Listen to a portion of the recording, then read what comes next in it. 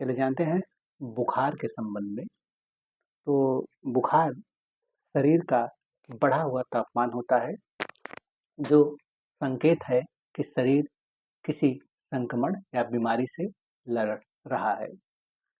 उसे शरीर का नॉर्मल तापमान 97 डिग्री फ़ारेनहाइट से 99 डिग्री फ़ारेनहाइट की तक होता है या इसके बीच में भी होता है, या 36.1 डिग्री सेंटीग्रेड से 37.3 सेंटीग्रेड के बीच होता है। यदि तापमान शरीर का 100 डिग्री 4 फ़ारेनहाइट या 38 डिग्री सेंटीग्रेड से अधिक है तो उसे बुखार माना जाता है, तापमान बढ़ा हुआ माना जाता है। अब चलिए समझते हैं कि बुखार के कितने प्रकार होते हैं। तो पहला है वायरल बुखार। इसे वायरस इन्फेक्शन के कारण होता है। तो इसके कौन कौन से लक्षण हैं? ठंड, सिर दर्द, गला में दर्द, सर्दी, जुखाम और खांसी। तो ये सब लक्षण दिखाई देते हैं और यह बुखार सामान्यतः 5 से 6 दिन या हफ्ते भर नॉर्मल दवा लेने पर भी ये शांत हो जाता है। थोड़ा बहुत काढ़ा पीने से, गुनगुना पानी के सेवन से भी राहत मिल जाता है। अब चलिए बात करते हैं बैक्टीरियल बुखार। तो यह बुखार बैक्टीरिया के इन्फेक्शन के कारण होता है। तो इसके कौन कौन से प्रमुख लक्षण है? तो तेज बुखार, गला में तेज दर्द, और इसमें कान में भी दर्द हो सकता है, निमोनिया का भी शिकायत हो सकता है और यूटीआई इन्फेक्शन भी इस प्रॉब्लम में देखा जाता है। तो यह बैक्टीरियल बुखार है। अब चलिए बात करते हैं डेंगू बुखार। तो इसका कौन सा मुख्य कारण है? डेंगू वायरस के कारण होता है। एक प्रकार का मच्छर है जिसके वजह से काटने से यह बुखार पैदा हो जाता है और इसमें बुखार बहुत तेज होता है। इसके क्या क्या लक्षण है कि सिर में तेज दर्द होगा और बुखार भी दवा लेने के बावजूद भी काफी देर तक बुखार शरीर में लगा रहता है।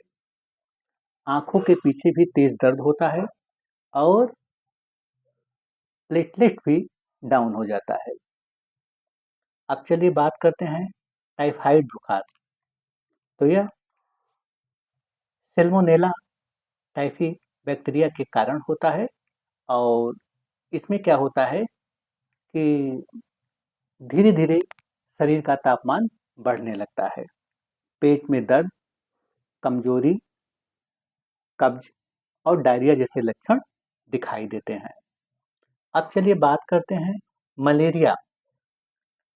तो इसके कौन से कारण है? तो यह प्लाज्मोडियम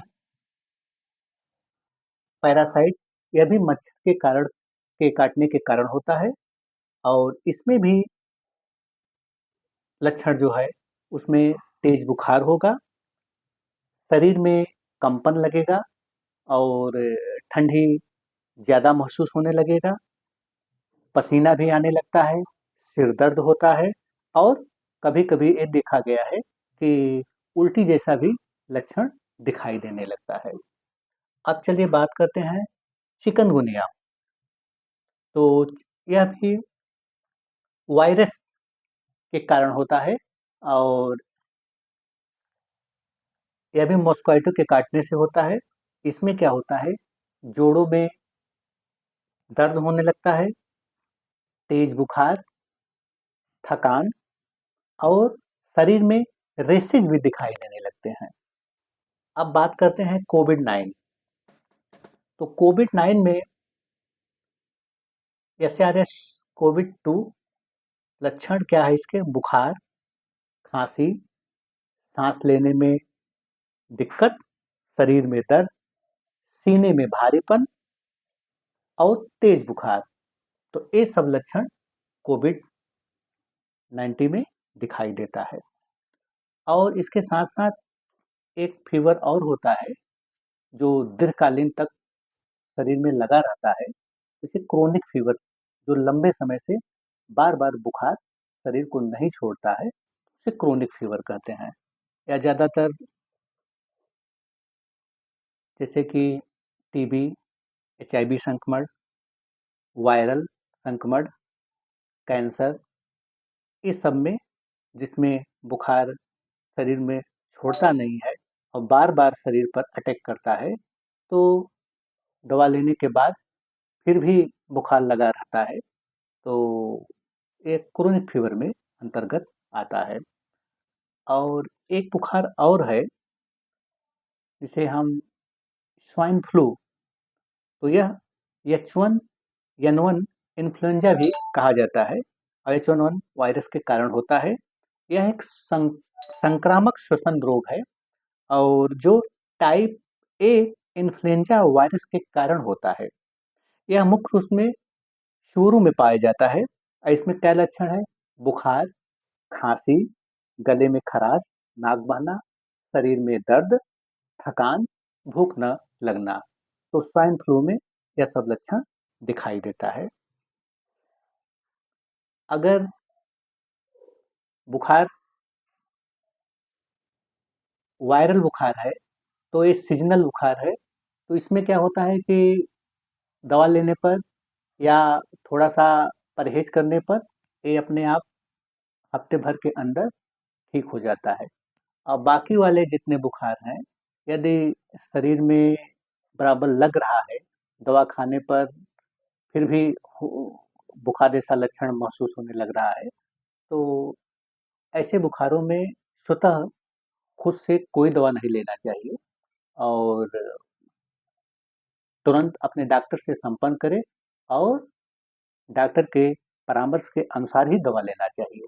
क्योंकि जितने भी इस टाइप के बुखार हैं, जो 10 से 15 दिन के से ज़्यादा बुखार शरीर में बराबर लगा हुआ है, तो वो सब लक्षण जितने हैं, वो सब बैक्टीरियल, डेंगू, ये सब लक्षण में आते हैं। तो जब जो बुखार ज़्यादा दिन तक शरीर में टिकने लग जाए, तो